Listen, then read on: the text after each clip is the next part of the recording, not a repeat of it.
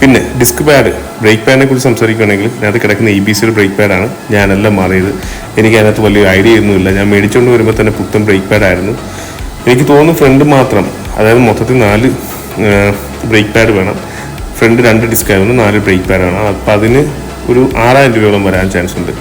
പിന്നെ പറയാനായിട്ടാണെങ്കിൽ ചെയിൻ സ്പോക്കറ്റിൻ്റെ കണ്ടാൽ സംഭവം വലിയ വ്യത്യാസമൊന്നുമില്ല, സാധാ ബൈക്കിൻ്റെ പോലെയൊക്കെ നിൽക്കുന്നുണ്ട്. ചെയിൻ സ്പോക്കറ്റിൻ്റെ വില എന്ന് വെച്ചാൽ 11,000+ ആണ്. അത് റോളുണ്ട്. കാവസാക്കി ഒറിജിനലോട്ട് പോകണമെങ്കിൽ അതിലും വില കൂടും.